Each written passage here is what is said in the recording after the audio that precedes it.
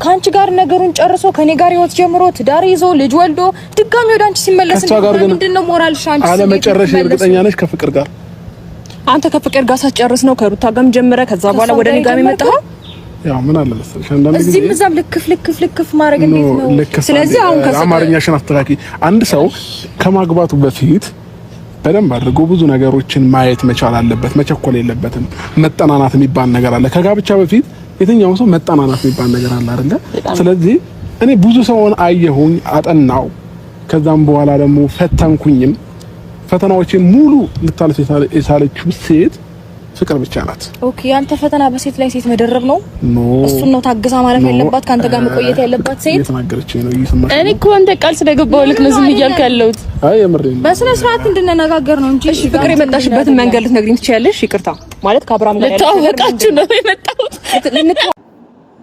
የአብርሽ እንግዲህ ሁለተኛ ሚስቱ ወይንም ሁለተኛ ውሽማው እንግዲህ ዛሬ ልደቴ ነው ምናምን ብላ መታለች ማለት ነው። ነገር ግን አብርሽ የለበትም ከልደቱ አብርሽ የለበትም። ለምን እንደሌለበት ባናቅም እንግዲህ ወይ ተጣልታ ይሁን ምን ይሁን በፍቅር የተነሳ ብቻዋን ናት። እንግዲህ ልደቷ ነው እና እንግዲህ በልደቷ የፖስተችውን ፎቶ አይቼ ትንሽ የታዘብኩትን ነገር አለ ማለት ነው። ምንድነው ወዴት ነው ካላችሁ እኔ የምለው ማለት ነው ቤተሰብ ግን የላትም አላት ጥያቄ። አሁን ይሄ ምን የሚሉት አለባበስ ነው? እኔ ኮሜንታተሮች ማለት ነው እናንተ እንደፈለጋችሁ ማለት ትችላላችሁ ማለት ነው። ግን እናንተ አሰብስጡበት የጋይስ ማለት ነው። ተመችቷችኋል አለባበሷ?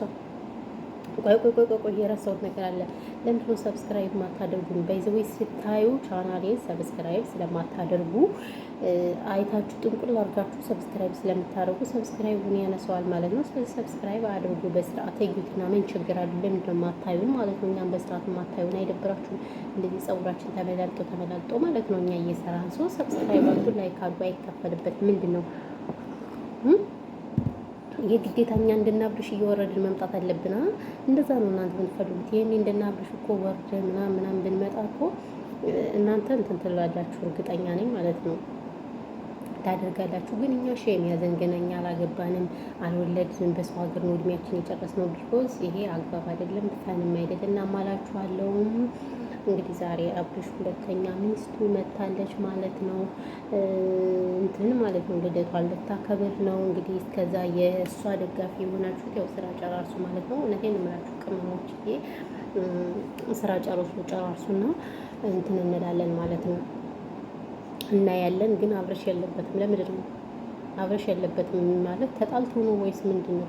ያው እነሱ ባይዘው ድራማ እየሰሩ እንደው ይሄ የታወቀ እኮ ነው። ወላ ፍቅር ጋር ወላ ዝች ጋር እኛም መቼም ተዋረዱ ብሎናል፣ ክፉ ነገር ተናገሩ ብሎናል፣ አጥያት ተናገሩ ተብለናል። እና ይሄ ዩቲዩብ የመጣና ቲክቶክ የመጣ ጊዜ ህዝቤን አጨልሎታል። ቢኮዝ እና እንግዲህ ሁሉም ነገር ለገንዘብ ነው።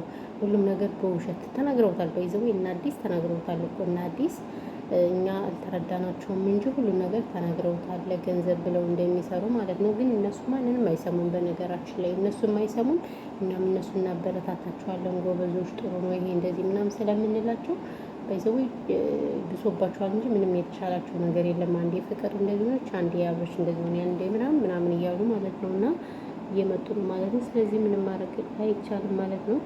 እና እንግዲህ ዛሬ በልደቷ ቀን እኔ ግን ማለት ነው ይቅርታ አድርጉልኝ፣ ቤተሰብ አላት የላትም ምንም እኔ እየገባኝ አይደለም። ይችል ቼርሜላ የምትባል ግለሰብ ለምን እንደሆነ ታውቃለች? ቢያንስ አለባበሷ መቀየር አለባት። መግማማቱ እንዳለ ሆኖ አለባበሷ ግን የግድ ነው። የእውነቴን ነው የምላቸው።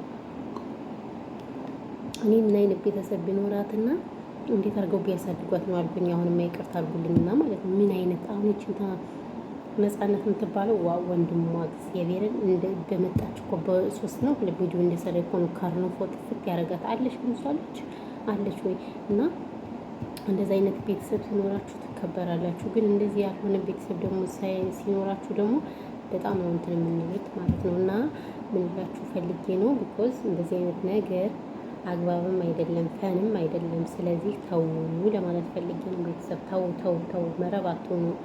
አንዳንዴ እንደነገደ ልጆቻችን ምን እናስቀምጥ ብላችሁ ቆም ብላችሁ አስቡ። ይኸው እማማ ጨቤ ራሱ አሁን እየተግማማች ነው። በዚህ እማማ ጨቤ ራሱ ድራማ ነው ታውቃላችሁ።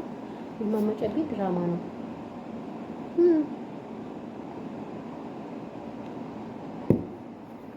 ቡና እየጠጣሁ እኛን ኃጢአት ውስጥ ያስገቡናል እንጂ የእማማ ጨቤ ራሱ ኃጢአት ነው። ከምሬን እንትን ድራማ ነው ጋይስ። እና ይሄን ያለው ነገር ጥላችኋለሁ። ማዲያት እንዴት ነው እናንተ?